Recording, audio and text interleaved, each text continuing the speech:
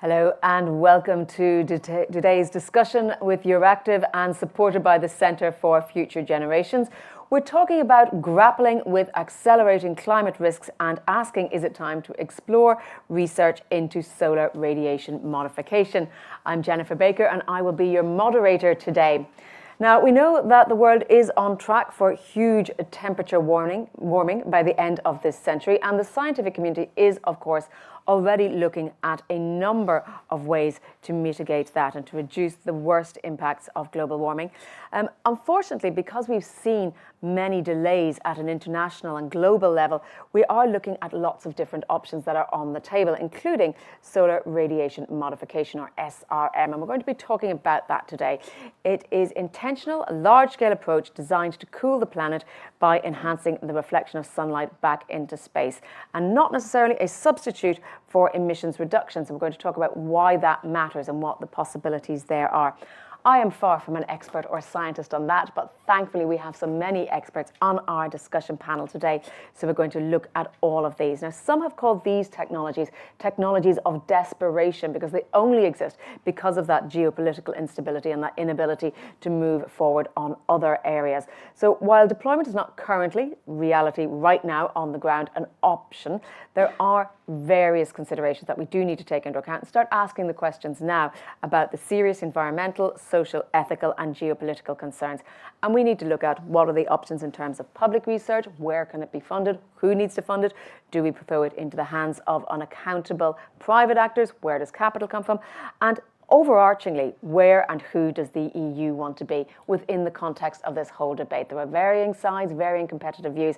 I'm going to try and tackle many of those today. So, of course, we want your opinion as well. So for those of us joining online, you should be able to type into the box on your screen, or you can go to slido.com and include the code SOLAR. For those in the room with your smart devices, please feel free to scan the QR code that you see on the screen or around you in the room. We'll try and get as many of your questions as possible to our speakers today.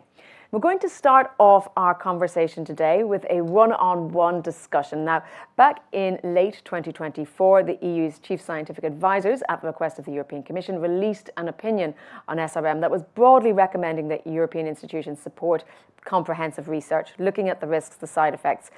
So we're going to talk a little bit about that, where we're at. We're going to have an introduction and set the scene. And to do that, I'm very pleased to welcome, joining us remotely online, Professor Nebojša Nakicenovic, who is a distinguished emeritus scholar at the International Institute for Applied Systems Analysis and former deputy chair of the group of chief scientific advisors to the European Commission. Thank you very much, Professor, for joining us. You're going to provide a general introduction, tell us about the state of discussions at the EU level, and give us the overarching explanation, indeed, what even is SRM. So I'm going to hand the floor over to you to begin with your presentation. I know you've got many slides and insight for us. Well, thank you very much for the introduction. I'm really delighted to participate in this Euractiv hybrid conference. And as you said, I will try to introduce to you briefly the policy recommendations presented in the scientific opinion of the group of chief scientific advisors. And let me also just stress again that I have rotated off the group, so I'm speaking here in the personal capacity. And I'll basically divide my contribution into three parts, and please interrupt me anytime if there are any questions. Basically, I will first try to introduce the scientific advice mechanism of the European Commission, then talk about SRM directly itself, and then present the 5 recommendations, so policy recommendations. Could I have the first slide, please? So basically, the scientific advice mechanism of the European Commission has 3 independent parts, and I would like to stress independent parts. And it provides scientific evidence and policy recommendations to the European institutions by request of the College of the Commissioners. And so far, they have well over 20 policy recommendations on topics ranging from cancer screening, climate issues as well, and SRM was the penultimate policy recommendation. And on the left, you see that these three components: the group of chief scientific advisors, then SAPEA, which is a consortium of the European academies, and I'll say a few more words about that, and the secretariat in the Commission. And basically, the way it works: once the College of Commissioners request policy recommendations or scientific opinion on particular issues, SAPEA forms a writing team that produces scientific evidence based on the literature. Next slide, please. Here, what you can see on the left is the last group of the advisors. I've put little frames around Eric Lamban and myself because we were lead on SRM, and we rotated off this year. The two empty pictures indicate people who have rotated off last year. And then in the middle, you see the current advisors, the advisors that have been appointed this year. And on the right, I just wanted to let you know that there is also another scientific advisory group in the Commission. This is the group on ethics in science and new technologies that includes about 12 members. And they have also produced policy recommendations on SRM. And I will conclude with that. That will be my last slide in the presentation. Next slide, please. So here you can see the consortium of the academies. Europe has about 120 academies, from science to humanities, engineering, and so on. So this is an interdisciplinary consortium that consists also of academies like Eurocase, Alea, and so on. I will not go into the details, but I think what is really important that SAPEA appoints on each topic on which the scientific opinion needs to be produced, appoints a writing team of leading scientists. Their names are anonymous until the publication of the evidence review report, which also is reviewed in a double-blind manner. Now, once we have that, once the groups of chief scientific advisors receive the evidence review report, first a consultation process is initiated with the policy officers in the Commission, with stakeholders, other experts in the field.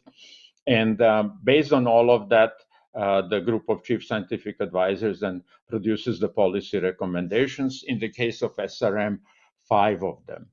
Next slide, please.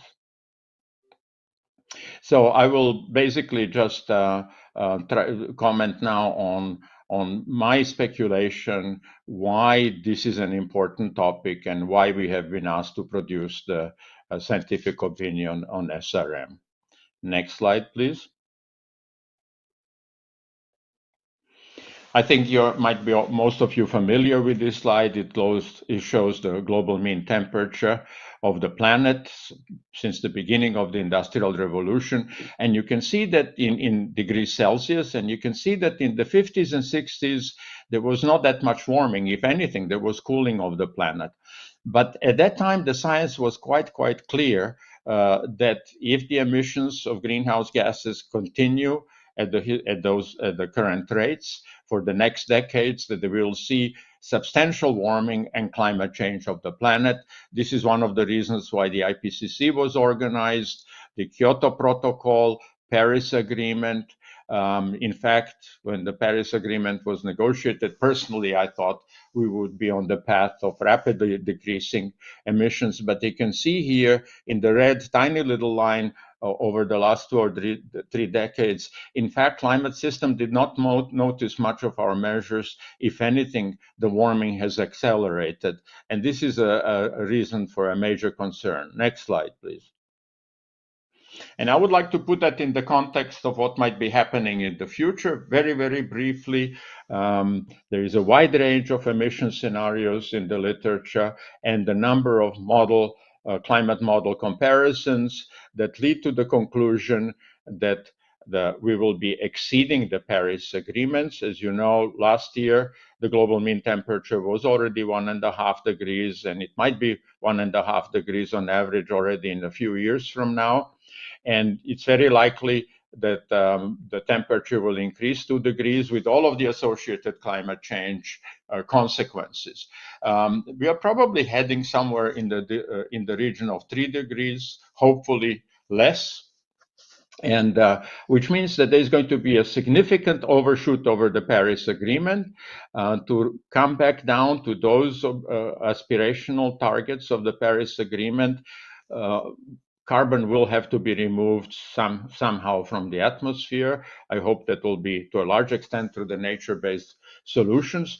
But this is why SRM is being discussed as a possibility of shaving off or masking a little bit of the overshoot until mitigation and carbon removal from the atmosphere can actually mitigate climate change. Next slide, please. And this gives you a brief illustration of what the possibilities would be of the SRM. Let me start at the top, and I'll be very brief. The first one would be space mirrors. That is something that might be possible in decades, many decades from now. We might have to shave something like 2 or 3% of the sunlight. The one below, next one, would be injection of sulfur aerosols into the stratosphere at about 25 kilometers. Then below that is a cloud thinning to get more of the long wave radiations indirect into the space. And then at the bottom would be thickening of the or brightening of the clouds near the surface, in particular over the ocean. And right now, just very briefly, stratospheric injection appears to be perhaps most closest to reality. But I have to say that we do not have technologies to deliver that in the amounts necessary. To shave off or mask about 1 degree Celsius from the global mean temperature change, one would have to inject somewhere between 5 and 10 million tons of sulfur every year, and that has been done for a very long time. The costs in the literature are estimated anywhere between 18 and well over $100 billion per year. And let me just say that there are no aircraft that can do that today. Some of the spy aircrafts, and Concorde flew close to 20 kilometers. To go to 25 would be a tall order, and we would need a new generation of aircraft on the order of about 500 to perhaps 1,000. Next slide, please. So consequently, the Commission has asked us to address in a scientific opinion, possible risks and opportunities associated with research and the deployment of SRM technologies. And number two, to look into the options for a governance system, because I think this is one of the major concerns if there is a deployment of SRM. Next slide. Just to be complete, the group on ethics as well, about 6 months later, February 24, has also received a request to look into the ethical dimensions of SRM. What are the most, the question number one, obvious one, is what are the most important ethical considerations? The second question is, under which circumstances could one consider SRM to be ethical? And number three is from the ethical perspectives, look into the international governance of SRM. So that's very similar to the question number two that we have received. Next slide, please. And so now what I will do is in the second part, very briefly present to you 5 recommendations of the scientific opinion. On the right, you see the reports that you can download from the European Commission website. On top of that is evidence report of SAPEA. It's like a mini IPCC, if you wish, on SRM. Then our scientific opinion in blue, and on the right, the opinion of the ethics group. Next slide. So our first recommendation is also the most broadest one, and it's done in the context of the European Green Deal, Fit for 55, 90% reduction of greenhouse gas emissions by 2040, and achieving net zero by 2050, so that Europe might become the first climate neutral continent. And we put emphasis on the need to do this, both reductions of emissions and adaptation to climate change, that should be the highest priority in order to minimize the overshoot above the Paris Agreement. And I think what needs to be done is quite well known in the literature, well established, improving efficiency of the energy systems and all other activities, substituting fossil fuels to carbon-free energy. Then the next really important is the land use emissions, increasing the sinks, hopefully through the nature-based solutions. But there would be, of course, also a role for carbon capture and storage to go down to net zero or close to zero by the middle of the century, and perhaps also carbon dioxide removal. One of the technologies would be combination of biomass and carbon capture and storage, but also afforestation would be a possibility. But we put emphasis on the need to vigorously invest in the research and development and of the mitigation and climate adaptation measures. Next slide, please. Our second one is about the deployment. Second recommendation, namely, we suggest that there should be a moratorium on the deployment, but that could be reviewed every 5 to 10 years because the scientific knowledge might advance on the SRM. And the reason why we are recommending that is there are many climate, ecological, and social risks and uncertainties associated with the SRM, so that there is insufficient scientific evidence that that would be the right way of avoiding dangerous climate change. Because that knowledge is basically, it's based on modeling, climate model simulations, it's based on theoretical considerations, but also analogs like volcanic explosions. And the second reason why we recommend a moratorium is that this is inconsistent. Deployment would be inconsistent with precautionary principle and do no harm principle that is very important in Europe. Next slide. Our second recommendation is about the governance and international negotiations about the SRM. First, we suggest that that should be done within the UN system, within the UNFCCC, UNEP, WMO, and so on. And it should be clearly consistent with international and EU law. We also recommend very elaborate and inclusive public consultation to inform the negotiations. One of the, I think, sticky points and that needs to be clarified is to what extent one should authorize limited outdoor SRM research. But on one topic on which we are completely certain is there should be a high priority to avoid risk of militarization. Think if there were 500, 2,000 aircraft flying at 25 kilometers every day, then clearly they could be deployed in a military manner. And this is why we also recommend that the observation system should be enhanced through satellites and other technologies, so that the EU would have the capability on detecting, in particular, rogue deployment of SRM. That could be private, but could be also public authorities doing that. So it's really important to have that capability. And last but not least, we suggest that cooling credit should not be established for the deployment of SRM to offset increase in the emissions. Next slide, please. Our fourth recommendation deals with the research. Most important is that we suggest that scientific research must be conducted with rigor, responsibility, and in accordance with the EU ethical principles in the research. We are suggesting that that should be applied also for the private sector research, so clear ethical requirements for research. Then, as I mentioned before, the question about the outdoor research, clearly we recommend that indoor and laboratory research should be conducted so that we have the capability of understanding the possible deployment and consequences and possible opportunities. But the question is to what extent outdoor research should be conducted. And then we also suggest that SRM funding, SRM research funding should be additional, that they should not subtract from funding from the mitigation and adaptation, and also that that should be a moratorium, the large-scale outdoor SRM experiments. And you see this is a little bit outdoor research, outdoor experiments. The question is how large is too large. Next slide, please.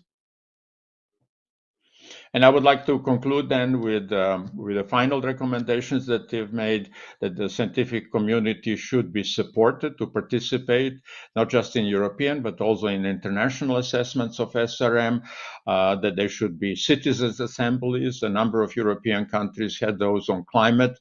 Perhaps SRM is another topic for that, and that capability of detection attribution with modeling tools should be enhanced, and also capability of producing future scenarios and pathways of possible deployment of SRM. So that concludes our 5 recommendations. I will conclude my brief presentation with sharing with you in the next slide, please, the recommendations of the group on ethics. And you might be surprised to see, since we are independent 2 groups, that their recommendations were very similar. First, moratorium on SRM deployment, also citizen assemblies. I was particularly pleased about that because I think the ones on climate have been very, very useful. That there should be distributive and procedural justice, fairness in looking at the burdens and benefits of SRM, because SRM will not only shave off or mask some of the temperature, it will probably also produce climate change. And so some might benefit, otherwise might have dangers from the deployment of SRM, and that the interests of future generations and non-human nature should be represented.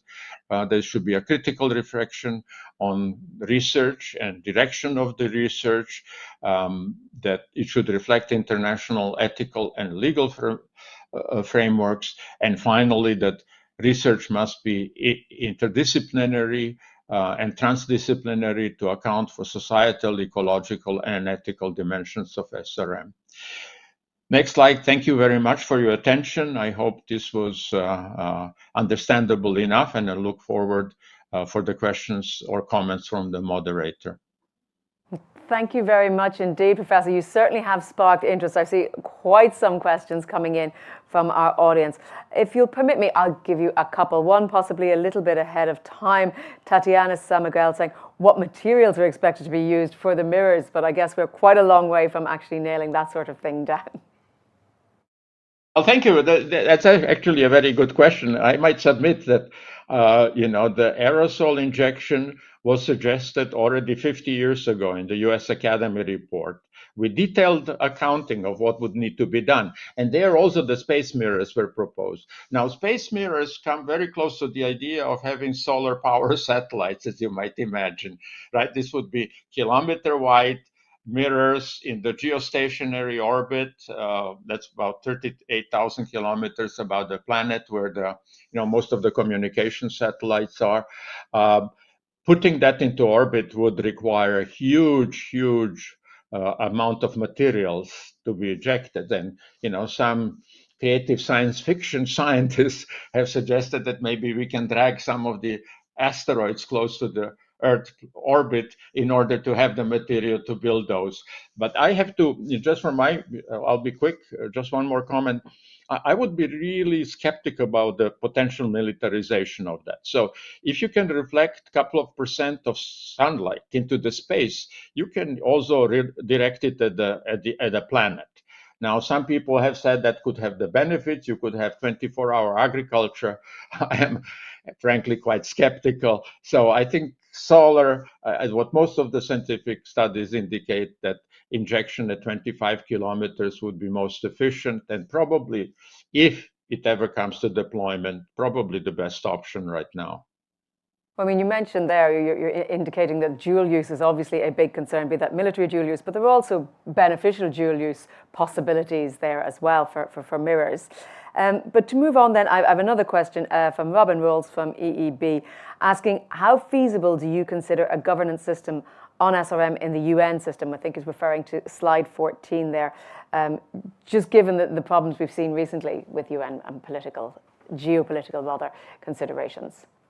Yeah, that's a tough question in these difficult times of multiple crises in the world, wars, many people suffering. It's a very difficult question. Maybe I can just turn it around and say that, in 2015, when the Paris Agreement was unanimously approved, and also 2030 agenda with the 17 sustainable development goals, I thought, frankly, that we were on the way of sustainable, sustainable transformation.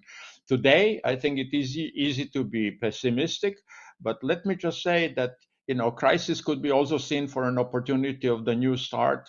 I think the General Assembly has indicated in New York just now how strong the motivations are of many to achieve sustainable development. And of course, protection of climate and the other planetary commons or Earth system in general would be an important part of that. Well, thank you very much, Professor, for that in-depth. Obviously, as I said, as a science fiction fan, unfortunately, most of my knowledge before hearing your report and reading your slides came from Termination Shock, which I know many people will have read. But thank you so much, and I hope you will stay tuned to the rest of our debate. We've got a lot of questions to get through, so I'm going to introduce you next to our panelists. Thank you so much. I look forward to the panel discussion. Thank you.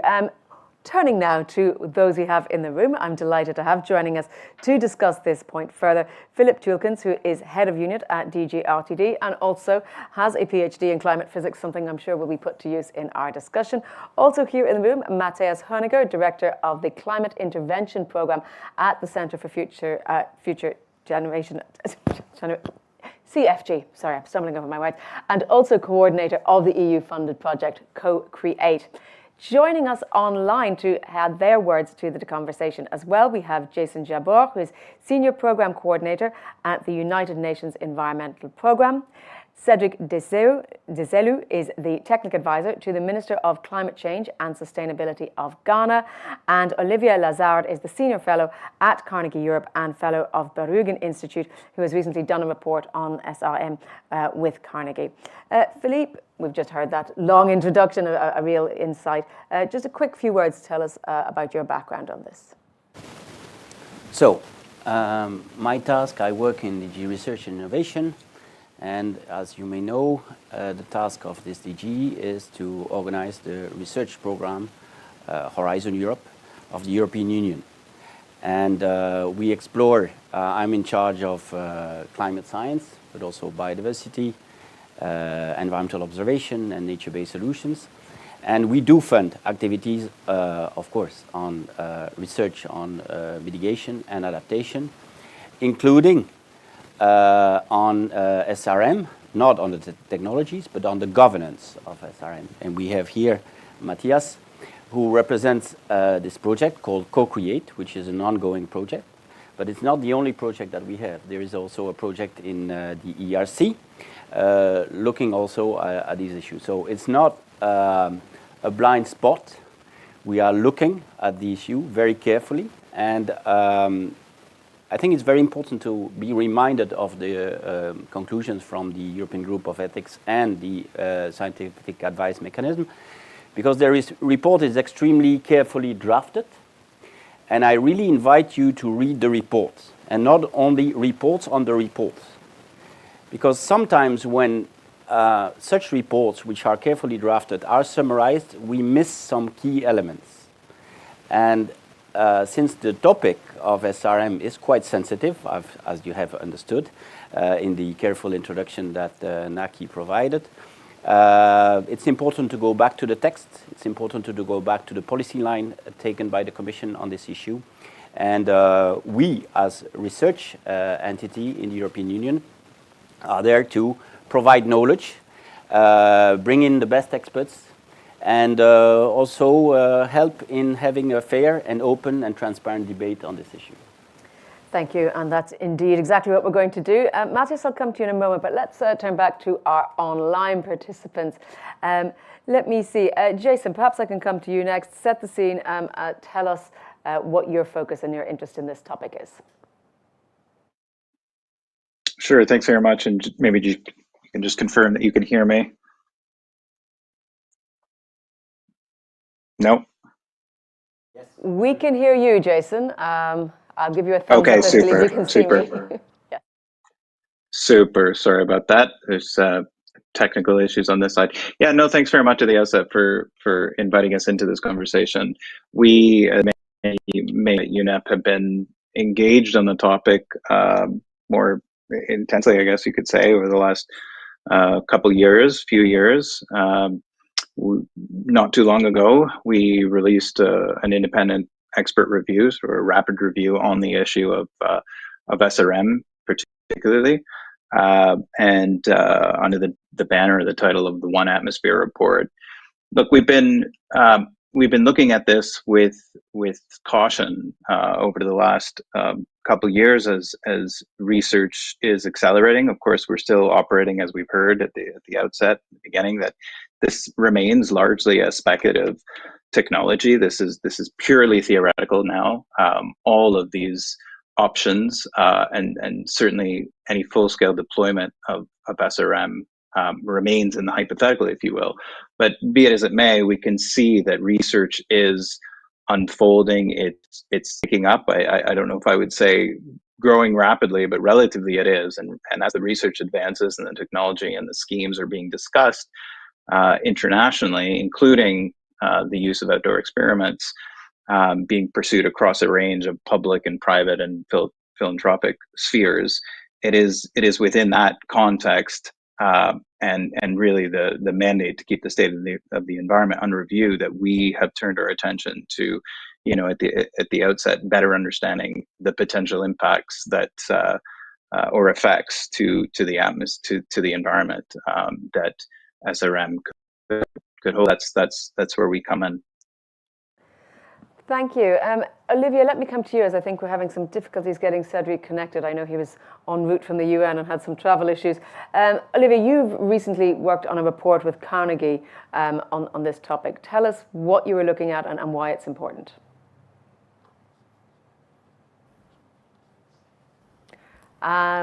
We cannot hear you, Olivia, perhaps? No. Can we try one more time? Anything? Unfortunately not. We have not got your sound. Perhaps, Cedric. Can you hear me? Yes, now we can hear you. Wonderful. Thank you so much for joining us. I know it has been a very busy week for you and you've been traveling a lot. I don't know if you heard the professor's introduction, but he was giving us an overview into what is SRM and what are the recommendations that have been put forward to the EU. Tell us from your perspective why it's important for you and for your country and why you're talking about this today. Thank you very much, Jennifer. I would want us to appreciate that I am speaking on behalf of the Office of the Minister of State for Climate Change and Sustainability. And basically what that means is to say that the first, time this office has been, in Ghana to address matters of climate change and sustainability head on. It is the highest political decision to address climate change. And so for us, we think that getting into the conversation of SRM at this stage is very truly important because truly speaking, Ghana and for that matter, has lagged behind for many years, in terms of these discussions when these issues come up, issues about invention, issues about deployment or other such. We think that getting on board at this very stage is important because we will be able to look at how we can be able to equip up the interest of our populace, to create the enabling platform, genuine conversations on these matters. For us, we think that the impact of SRM, essentially will, affect many people. And so as a government, it is important to know more about these issues like the Professor Nebosa, talked about the research, how does it, affect people, the lives of people in their businesses and in all spheres. And from our perspective, we think that it is important to, engage in this discussion to bring these matters, when like the minister, had made a comment on this several times. Scientists, were open to tell us that there are many things that they do not know themselves, and that they would want more research into this. And so for a government like ours, we are interested in working with the researchers to open up the space for more dialogue, for more engagement, so that we have all stakeholders coming on board to be able, to drive the conversation from their angle. We want the farmers to be on board. We want the fisher folks to be on board. We want the lawyers, the judges, the businessmen. How does SRM affect the economy in its entirety, from the macro level to micro level, and all the issues, especially the unintended consequences. So we think that getting involved in this conversation is very timely for government, and to ensure that we will be able to rally the entire stakeholders of our country together, and of course to even provide leadership to other countries across the sub region. So I'll pause here for now, and then we make a few comments later. Thank you. And of course, we talked about how the EU is heating up particularly fast, or Europe is heating up particularly fast. But of course, we must remember globally there are very particular climate vulnerable countries as well. Olivia, I believe we have you connected now. So perhaps you can come back to telling us a bit about the report that you were working on. Oh, no, we have not got you in terms of volume. Do you want to try one more time? I think you might be muted. Can you hear me now? Yes, wonderful. Amazing. Well done. Thank you so much. And thanks for inviting me on the panel. The report that James Dyke, Mandy Bissett, and I worked on had a few different angles or reasons to come into being. The first thing is, as was discussed before, particularly by Jason, discussions about geoengineering have been ongoing for quite some time, but they were happening essentially at a much lower pace in the last 10 years, 15 years. But in the last few years, I've observed essentially that more and more discussions are happening also in the public realm about the possibility of various forms of geoengineering. But it's sending a few confusing messages, and I think that it's really important to sort of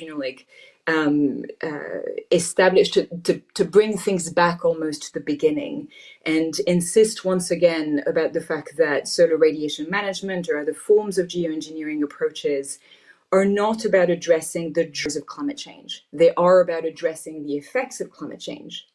Yet when people hear about geoengineering approaches, they tend to think, oh, well, it's great. We have a fix. We have a solution essentially to the issue of climate change. I've heard many people, for example, react to the possibility of supposedly refreezing the poles or refreezing the Arctic, for example, as saying, well, it's great. We can just go on as we are going on. And we don't have to change anything. And we have the technological tools that will allow us essentially to intervene in the climate system with a way to control it. The other type of miscommunication or potential trap that we've observed essentially in the last few years is that while SRM was talked about 10 years ago as a solution of absolute last resort, there are now voices that are intervening in the climate space, in the sort of mitigation space, saying, well, this can be a prequel essentially to mitigation efforts. Since we're so late and since we are already in overshoot period, we could use potentially SRM, potentially SAI, because it costs less than other types of solutions, to try and give us the space and the time to then accelerate towards climate mitigation. And this element essentially sort of introduces a confusion about the type of risks that we may be facing. Because the reality is essentially that geoengineering introduces a new classification of technological tools. It is not about mitigation. It is not about adaptation. It is about essentially engineering our planetary environment. And by doing so, it indicates, one, that we have entered essentially the era of planetary governance, of planetary security, and that we don't have language, we don't have norms, we don't have rules, we don't have mechanisms that allow us to essentially codify that era and interact within that era and to fully understand the risks. The other aspect that it introduces is that we are essentially entering this era of planetary security or planetary governance with a first reflex of technological deployment within a very complex system whose full picture we don't have. And that's the issue also with, talking about SRM in the public realm, particularly at the moment, in the way that we're talking about it. It's essentially sort of repeating the carbon tunnel vision, saying, right, we have an issue with ppms, we have an issue with temperatures, we have an issue with CO2 emissions and other types of greenhouse gases, and we're going to calibrate our response, our technological response, with these metrics in mind.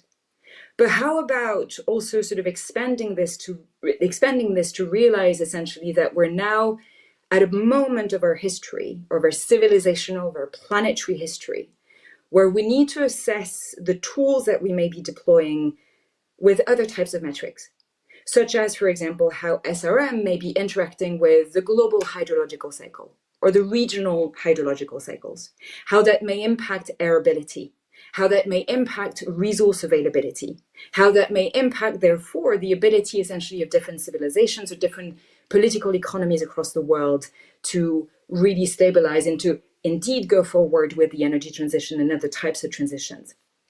And in order, and that's a key point, and I'll close on this for now, in order to assess and to go ahead with SRM research in a way that is really going to inform us about the benefits, the costs, the risks, and the implications of deployment of planetary technologies such as SRM, we equally need to invest heavily and at pace into the type of science that is going to help us grapple with planetary complexity, with the type of planetary interconnectedness, teleconnections, ecological interdependencies that hold our planet into balance, and that also help to regulate and to stabilize the climate regime.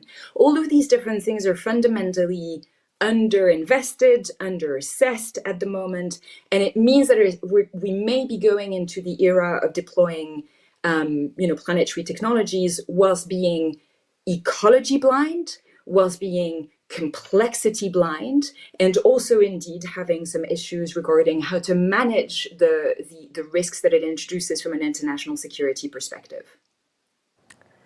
Matthias, you've been extremely patient, and there's a lot has been said, and I know a lot of points have been raised. But of course, you're with the Centre for Future Generations, so part of the team organising today's event, and you came with a lot of ideas and questions when we started looking at what we were going to discuss. And chief amongst them is, I asked at the beginning, who does the EU want to be in this? Perhaps you could set the scene for us there, and then we'll move on to a lot of questions that are coming in already from the audience.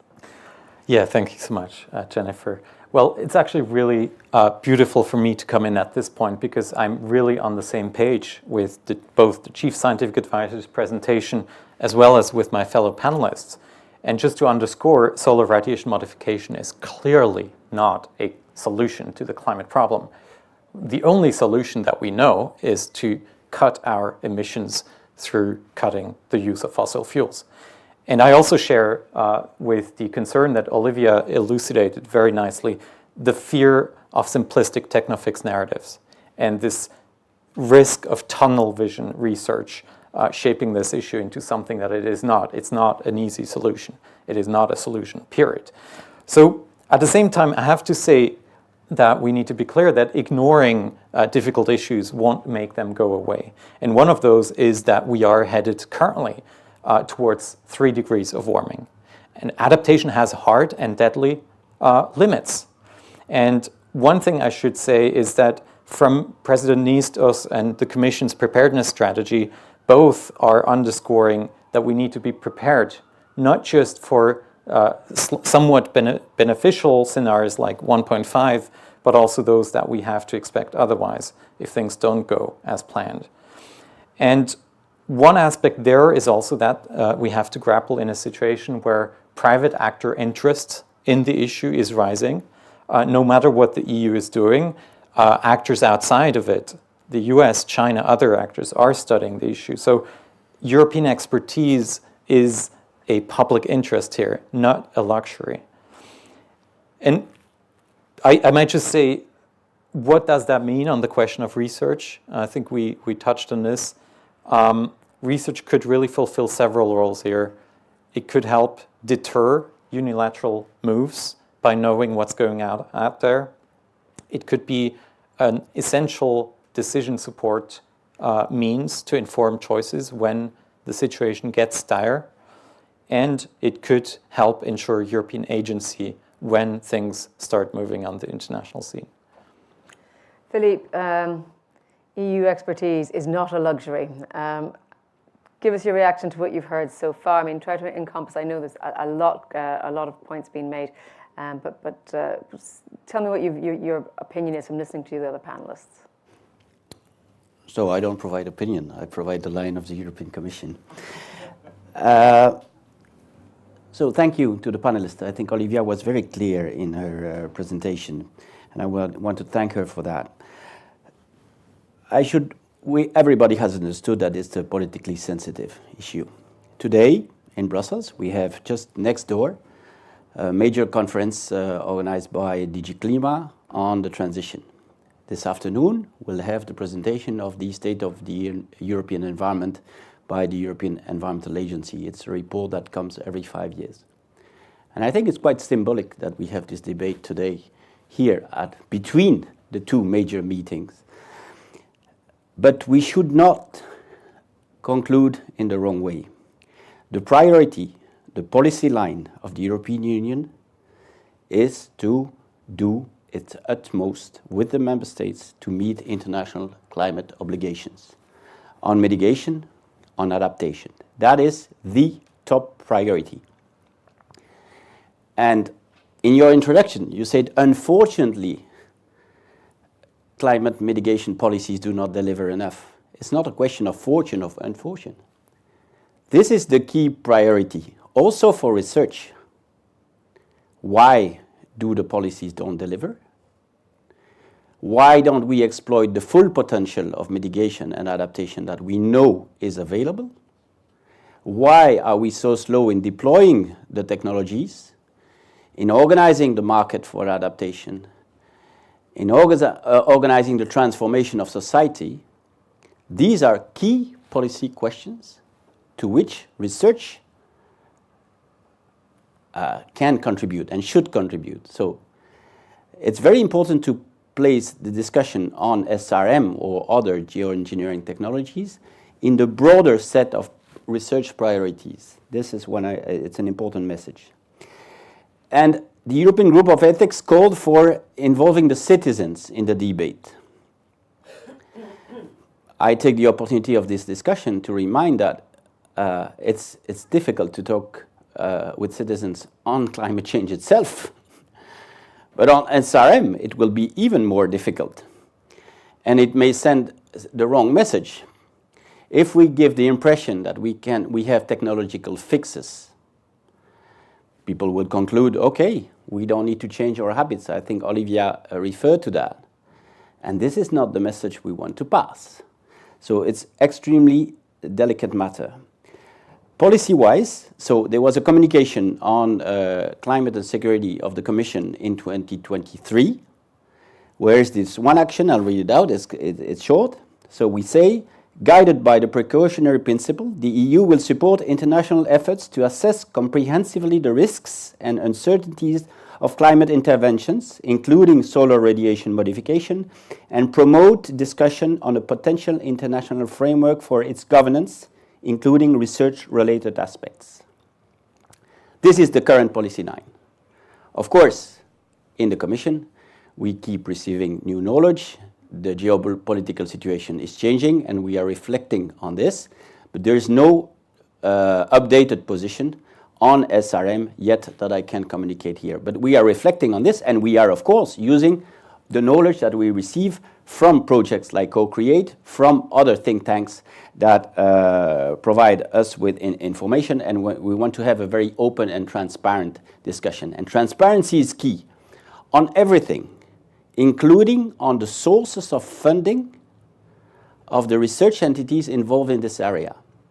I am the EU representative of the EU in the IPCC.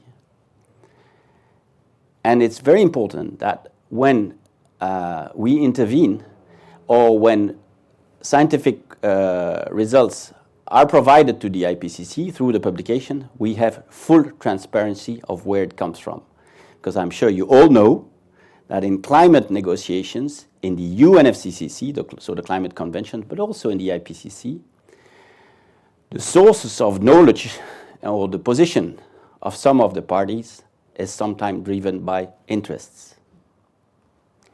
So transparency is very important, relate to the citizens, and explanation within the broader set of technologies and solutions for climate change, and not to take one technology in isolation from others. Well, I'm going to start with some of the questions already coming in, because we have a dozen already. And we'll try and deal with them as they come up. Some of them I think we've already touched on already. Bernard Stewart says, what evidence is there that pursuing SRM won't weaken political will for emissions cuts? How can one safeguard against this? Do you have any ideas, Philippe or Matthias? Matthias, you want to take that one? Yeah, it's an absolutely essential question, and it is a very valid concern. And I think the way that we are speaking about the issue, and what I'm hearing also from our online panelists, I think we're really aligned on this, that there's nothing in the science on SRM that would suggest it could be viewed as an alternative to the primary course of action, which is mitigation. And therefore, what we do need is governance of research at that level that makes sure that the research is done in a balanced fashion, that it fairly and comprehensively studies the risks and the uncertainties, as the Commission is also saying, and that international assessments, as they start to grapple with this, also paint a fair and clear picture on that side, so that we actually have a well-informed foundation that reinforces this understanding that mitigation first, mitigation is the answer to climate change, and in the meantime we need to figure out whether someday some of these technologies might play a role as desperation is rising, as we're on the wrong trajectory right now in terms of mitigation. So we need to take a very cautious look at this and really place it in the right context. Olivia, the next question is specifically for you, but I will encourage all other panels to indicate to me if they have a comment or a response they want to make. From Patricia Teodoro, asking, with the UN Environment Assembly deadlocked and the US and Saudi Arabia blocking governance frameworks, isn't any serious talk of SRM research already a slippery slope to unilateral deployment? What's Olivia on that? So this is one of the crux of the debate around SRM, whether investing seriously into research would eventually sort of lead to necessary deployment, to inevitable deployment. I think that the panel is demonstrating essentially that SRM research is necessary for reasons that I think Matthias highlighted, the fact that there are a number of interests already in the US, both in the public and private sector, in China, and a number of different regions in the world, where clearly this is a solution that is now being considered with varying degrees, essentially, of certainty, of approaches, of caution, etc., etc. So I agree very strongly with Matthias that the need to investigate SRM is essential because it's a matter essentially of public good, essentially, within the EU. But I equally agree with what Mr. Tolkens was saying, which is that SRM research needs to be contextualized within a wider set of research questions. And this is absolutely essential to safeguard particularly some sense of guard railing, essentially, around understanding exactly how to talk about SRM whether or not we can eventually consider it, because this is like right now there is a lot of polarization in the public debates and in the private debates, which indicate that more research, better questions are necessary to try and sort of close the gap and to create an intelligent conversation about this. But again, that it's going to be necessary, especially in Europe, at a moment when there are attacks against science and against the provision of transparent and strategic information about the state of our planet, the state of the climate, the state of natural resources, the state of ecological interdependencies.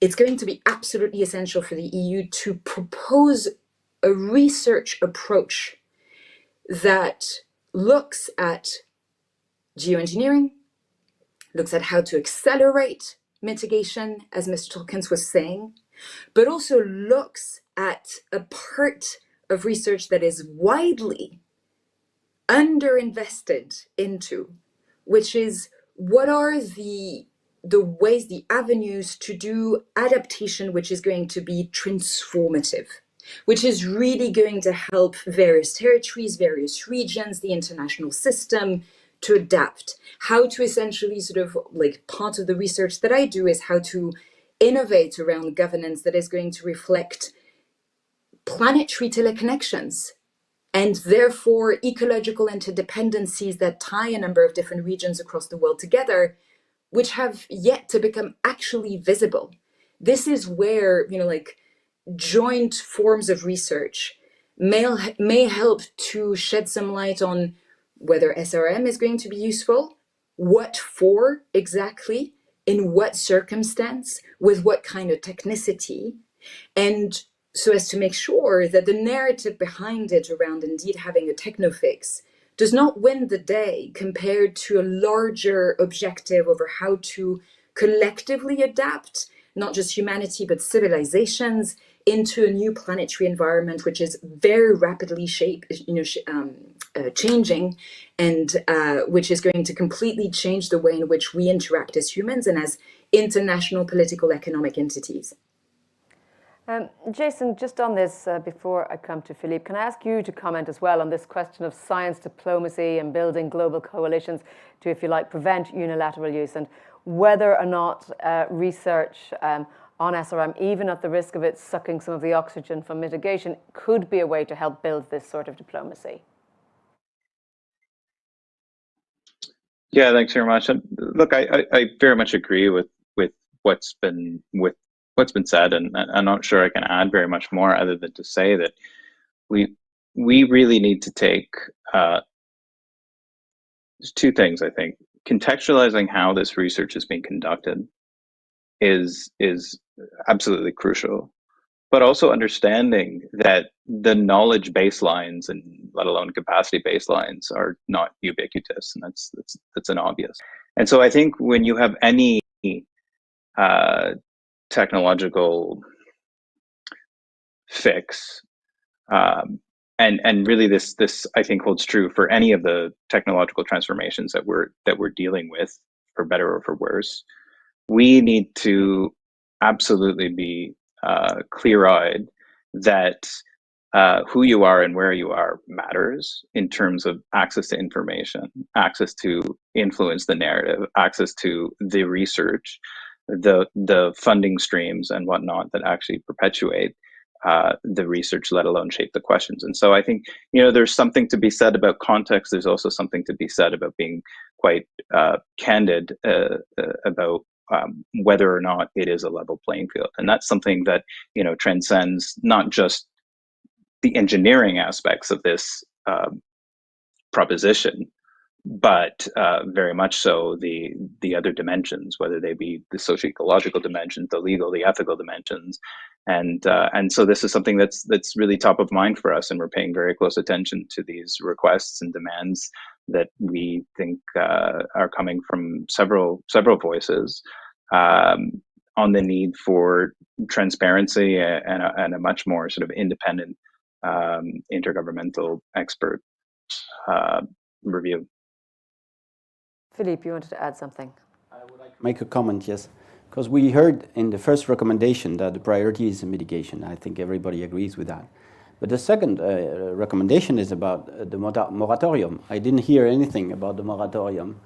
And we jumped into the third part, which is the research needs.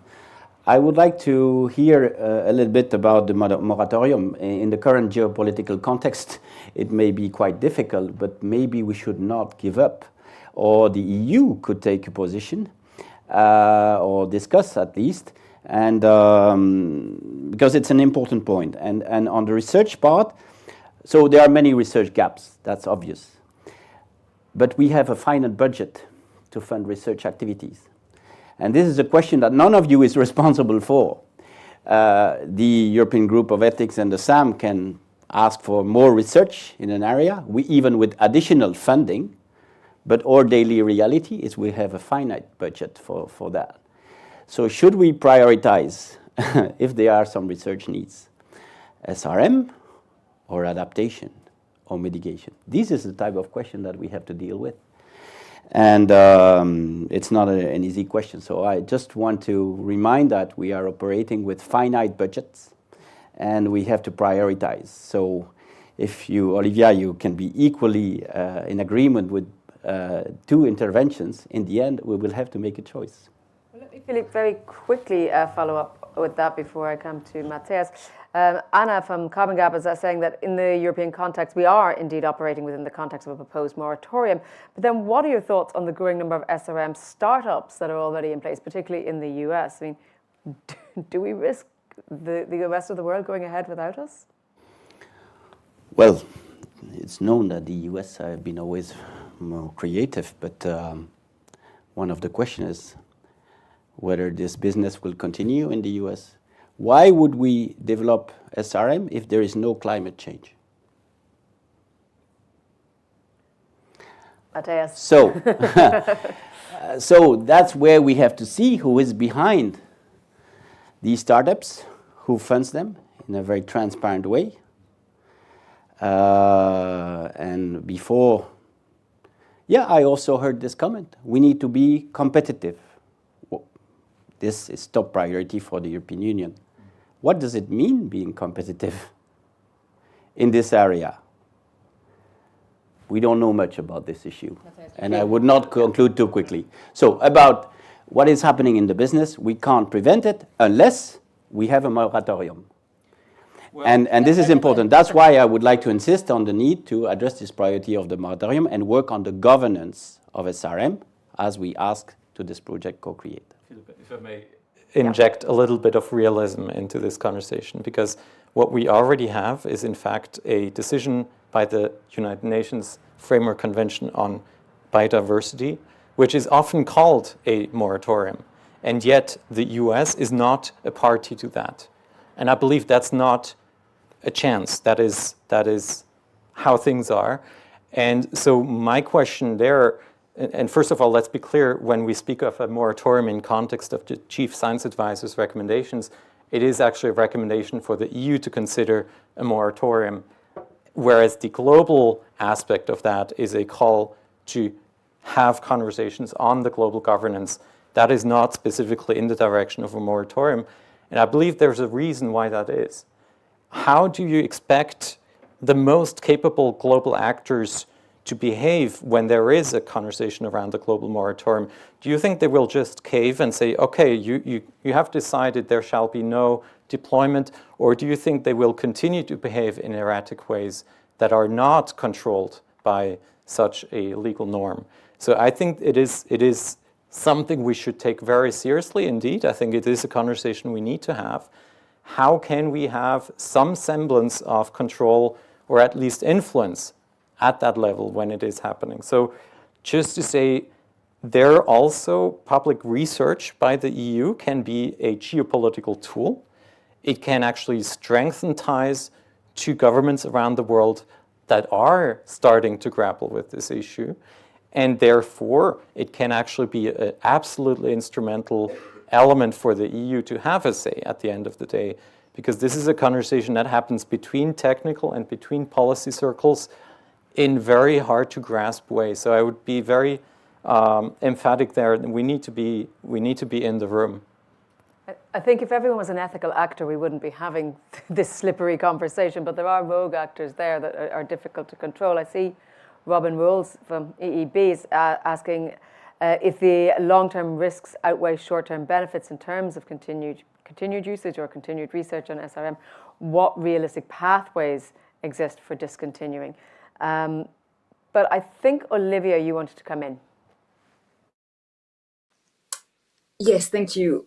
Because I'd like, obviously, to respond to Mr. Tolkien's provocation around budget choices. One of the concerns that I have, I'm going to take a bit of a tangent. One of the concerns that I have is that if we look at the current marching orders in the European Commission in terms of our trajectory regarding our defense priorities, our competitiveness priorities, they respond to very obvious, fairly existential risks to the EU in terms of its geopolitical agency today and tomorrow. They are necessary, and I think that the Draghi report, for example, expressed very clearly why. The issue is that even the Draghi report is climate and ecology blind. There is no mention, essentially, of how and whether or not European territories will have the resource capacity, the ecological capacity to carry the brunt, essentially, of a reindustrialization, onshoring, or sort of friendshoring, and how, essentially, our foundational resource base is going to, be able to carry forward. So there is already a blind spot there.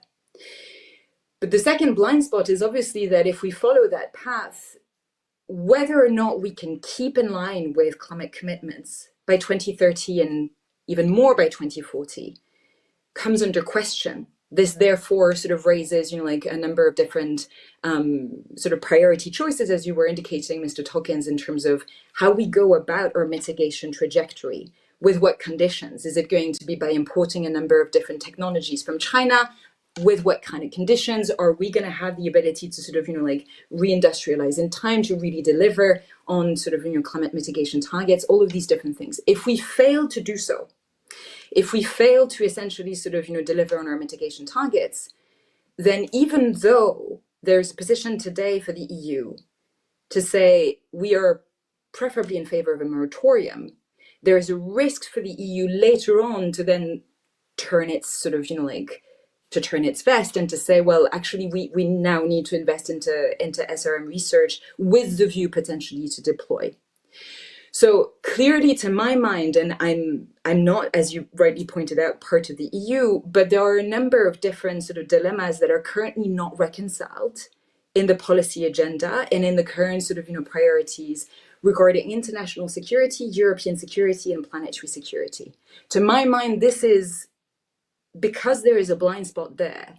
It highlights where research needs to go and how the EU can also partner with other countries which are very intent on keeping the lights on science, such as Canada, Japan, a number of countries in the so-called global south, Norway, to try and sort of, pool resources in a way that is essentially going to indeed create via research some discussions on what are the best avenues to go forward, both in terms of mitigation, in terms of adaptation, and in terms of finding essentially the right contextual research dynamic or framework for SRM and other types of geoengineering.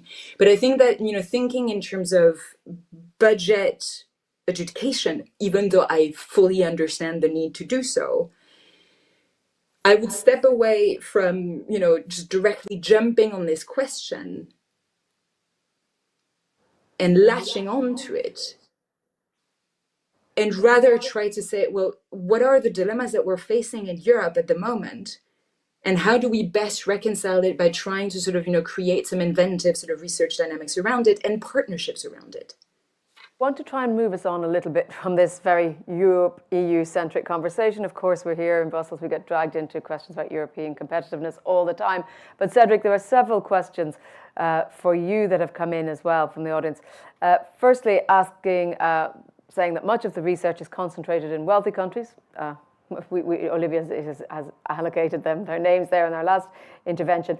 How can we avoid repeating colonial patterns of control over global commons? And also, let me see here again another question, this one from Chloe Ferrand, saying that the African environment ministers have called for a non-use agreement. How are African ministers going to carry forward this call for a global governance mechanism? And what international forum is best placed to have this conversation? Thank you, Jennifer. And truly speaking, these questions are spot on because we believe that, and of course, all those who have spoken on this panel and the scientists I've spoken to previously on this believe that there is a huge knowledge gap, in this space. And the more research we do, the more we know that there's more that, we do not know. And in that sense, we are calling for capacity, how we need to build the capacity of African researchers to be able to probe into some of these questions ourselves. Currently, the research that has been conducted in Ghana and part of Africa are research that are mainly promoted by the West or by advanced countries, and that is well appreciated. But we want to now move the conversation on how do we build the capacity of African scientists in a manner that they'll be able to probe into even the very essential details in terms of this climate modeling, the atmospheric sciences, and even the governance approach, so that we would have an endogenous solutions or proposals for most of the issues that are coming up. And it is true that SRM, if not looked at, can become a tool that can be weaponized, weaponizing climate issues. It can become a geopolitical leverage tool where Africa, like I mean, in the past, I don't want to use the word short change per se, but like someone who asked the question, to reverse that colonial agenda. And it is about the safeguards. So we are drumming home that we need to ensure that there are enough safeguards, so that we look at the power shift and the power dynamics. I was excited when I hear someone talk about the fact that we have corporates or we have startups in the US on SRM. Yet this is a country that currently its leader has vehemently denounced climate change. How is that the case? So what is the intention? Why would startups, be on the go and, looking ahead of time, in terms of coming up with some of these agenda to open up startups towards what end? And so it is a safeguards mechanism that we need to put in place that would ensure that African countries will be well positioned. How do we ensure the research are transparent? We are calling for research that are well transparent and internationally governed. The processes towards this is, excuse me, the processes towards this are very essential to ensure that we look at the potential impact on rainfall patterns, on agriculture, and ecosystem. I talked about the entirety of the African economies, because it was in South Africa that one researcher said that 60% of agriculture will be affected by SRM. And that is so alarming because in Ghana and Africa, we depend on rainfall agriculture, mostly rainfall agriculture. And so if 60% of agriculture will be affected, by SRM, that is a huge challenge to us. And you do know that about 54 to 60% of our population are into agriculture. So imagine that we have a situation where the huge percentage of our population that are into agriculture, will have severe impact on SRM. We need to know. We need to know all of these, effect on SRM that sometimes even the scientists don't have answers to. And we believe that it is by ensuring that we put in the safety mechanism, ensuring that we embrace ethics, precautionary, and responsibility measures. As we speak today, we need to begin to have those discussions, about ethics, about precautionary measures, about responsibilities. If we say we want to deploy, who does the deployment? Where will the deployment be done? Will it be done in Ghana? Will it be done in America? Will it be done in Europe? Who decides that? Who controls that? Who pressed what button? And what voice do African leaders have in this space? Today, I'm happy to join this panel, courtesy of the Minister of State for Climate Change and Sustainability. But the question is, when it gets to the difficult decisions, when it gets to decisions where it now comes to the powers be, what voice would Africa have on the table? When it gets to the UN Assembly, when it gets to the situations where the world powers, superpowers, Well, someone's cut him off. They don't like what he's saying because he's making a very strong point. Cedric, I hope you can hear us because that was strongly made.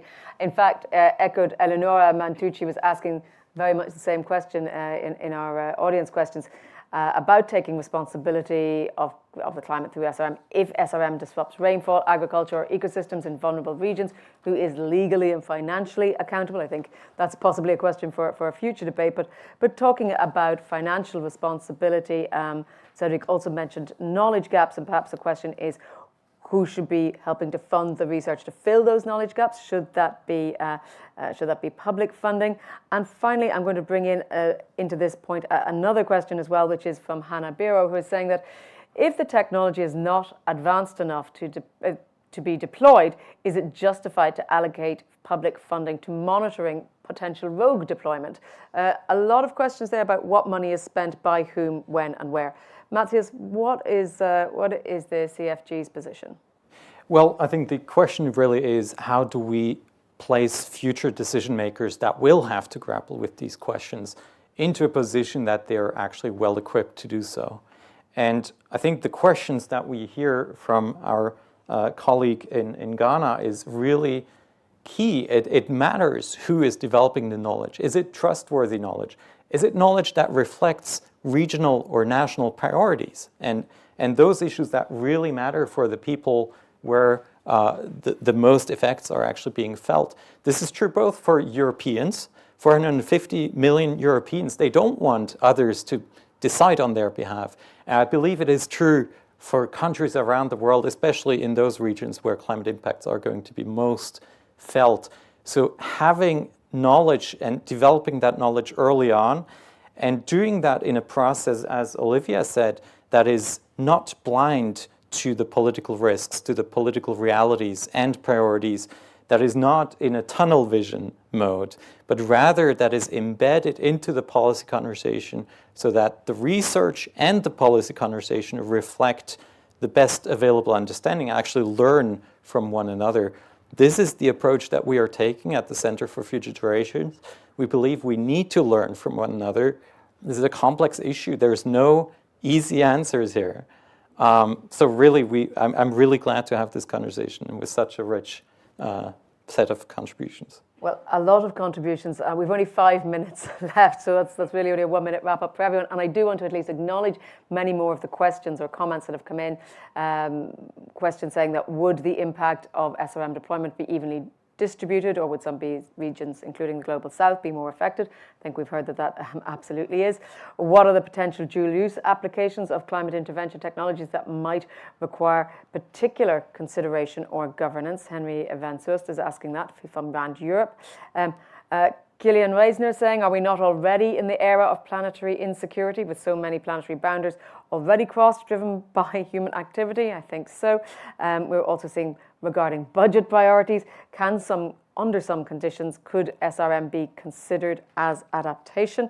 Another big question. We probably don't have time in the few remaining minutes left. And given that lots of research, maybe even most, is funded by private parties, is there a risk that the EU will lose control over developments? I think these are all the overarching questions, some cases rhetorical, because we simply don't have the answers to them yet. But I'm going to ask a final question. Herman Rustenberg has asked, do we have the time to contextualize the research to the full extent that the panelists are suggesting? Given that sometimes the technology moves much faster than the policy or the governance or even the interested private parties have time to catch up on. So I think we'll go for a final round. Jason, we will go with you to give us your wrapping up thoughts. I know a lot of points have been made, but if you can encompass your views for us, what you would like people to take away. Yeah, thanks very much. Look, I think I'll just reiterate that what's been said over and over again is that the focus needs to be squarely on decarbonization. We need to talk about, and SRM needs to be discussed in the context of a universal goal of keeping the focus squarely on the proven solutions that we have, quite frankly, to mitigate and to adapt. That said, I think none of us would disagree that some of the most disruptive global forces at the moment are realm of technological transformations, whether that be AI or military driven or biological, what have you. And so I think there is we need to be clear-eyed that these breakthroughs are often outstripping governance, or the pace of which we can stand up governance and ethics and societal and environmental preparedness. And so it is within squarely that space that I think that SRM resides.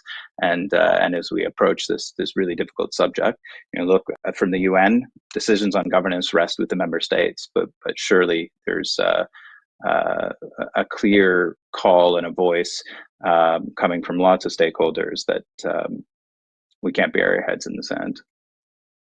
Yeah, some uncomfortable conversation to be had, even amongst those with like-minded aspirations. Olivia, a brief wrap-up comment from you. Yes, we are already in the age of planetary insecurity that is becoming very clear, but it's only becoming very clear very late. And so that's why we need to sort of name planetary security as a sort of new era of governance, of law, of norms. And we need to sort of understand what that means to be in this new context as a human civilization, both collectively but also regionally disaggregated with acute political economic differences. And how to reconcile this whilst addressing planetary stakes is going to be, the challenge for the rest of our time on this planet, I suppose. And we don't have the time to address the dual use question, but this is a very important thing. And I will recommend essentially that the listener turns to the report that we issued with Carnegie Europe on this question, because we start addressing some of this in this. And very last thing, since it was a major discussion around the question of the moratorium, enforcing an actionable, credible, and legitimate moratorium will only work if we try to address some underlying drivers that are locking a number of different power incumbents on an emission trajectory, which is going to be disastrous for the planet. And that involves also looking at, indeed, as Jason was mentioning, the technological transformations, particularly the sort of energy and industrial footprint and material footprint of AI technologies and other types of technologies that are now carrying us forward into a new economic age of the fourth industrial revolution. And this is why I drive back to this idea that technically the EU, one, needs to spearhead and innovate in terms of the scientific leadership that it is putting out into the world, especially at a moment when science comes under attack in other places in the world. How do we do science differently? How do we translate and convey science into policy circles with a new type of planetary leadership? And two, how do we do that in partnerships with other actors in the world, in the global south and in other places, in the global north that I mentioned, to try and pool resources, to try and have intelligent conversations about how middle powers, let's call them this way, can help to de-escalate the geostrategic trajectory that we're on, and therefore have intelligent conversations about what kind of tool, for what kind of question, for what kind of stake, for what kind of problem, and how do we contextualize in a way that we all tackle the stakes of planetary insecurity in a way that is going to balance ecology and technology, and that is going to recognize the fact that at the end of the day, we have to be humane about how we go about this transition and the number of solutions that we're considering to try and get on the other side of the overshoot. Yeah, probably more questions there than answers. Cedric, a takeaway from you. Yeah, thank you very much, Jennifer. We believe that the discussion about SRM cannot just be about science and technology. We truly believe that it must also be well rooted in the principles of justice.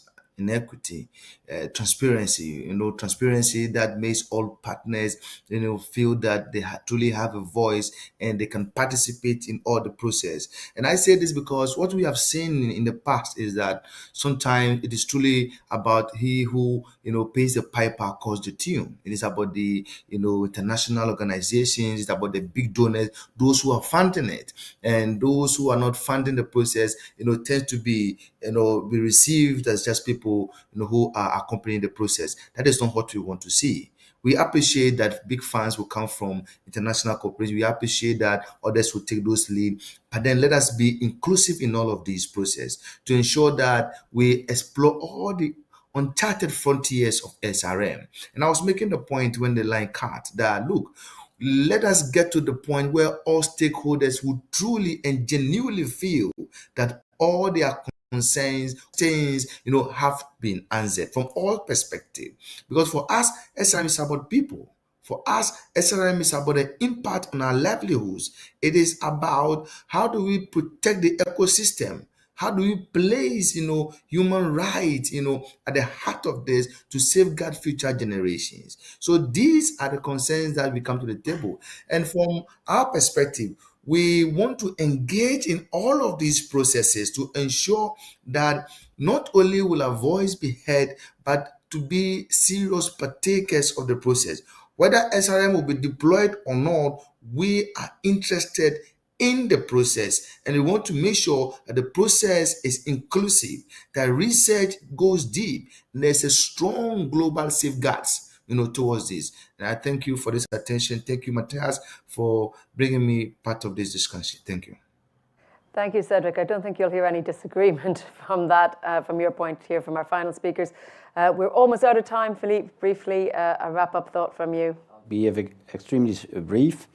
I'm pleased to hear that the priority remains decarbonization and that we use all the capacity of research and innovation to support a faster implementation of those solutions. This is a key message, I think, from this session. I want to recall that with regard to research and public research in particular, the EU is part of the funders in Europe, but you have all the member states and associated countries. And often people knock at the door of the EU only. But of course, we don't decide alone what we fund as priorities. And the debate, similar debate to the one we have here, should take place in the respective member states. And we have to see what will be this position. And to finish, I would like to, if you have the opportunity to see the presentation of Johan Rockström at the UN Climate Summit on tipping points and maybe his views on geoengineering, you may find it interesting. I think it's well communicated, but probably we heard more about the speech of 24 hours before in the same building than of what Johan Rockström said. And this is a question for all. What do we listen to? What do we read? Where do we find our knowledge from? This is very important. Thank you. Matthias, final word goes to you. Thank you. Yeah, I'll use this opportunity just to reiterate a few points on where we stand on this issue. It is a no from us on for-profit technology development. It's also no on large-scale tests, very clearly. And most definitely it is a no on deployment right now. But it is a yes on the EU being prepared on this issue. And it is also a yes on Team Europe research approach, a coordinated approach to research that is answering policy-relevant questions that European decision makers will have. And to do that in the mode that we discussed, that Olivia outlined, especially in a mode that is not tunnel blind, that is not blind to political risks, that is informed by those risks, and that also responds to the need for greater transparency. So that's the last point I will land on. We need to make sure that this information is accessible, that we have access across the board to an understanding of who's funding the research, for what reasons, what are the findings, what can we learn from those, and where are the gaps. And to really approach this as well in a justice-centered approach so that future decisions on the matter can be done based on an inclusive view, a comprehensive view of the issue.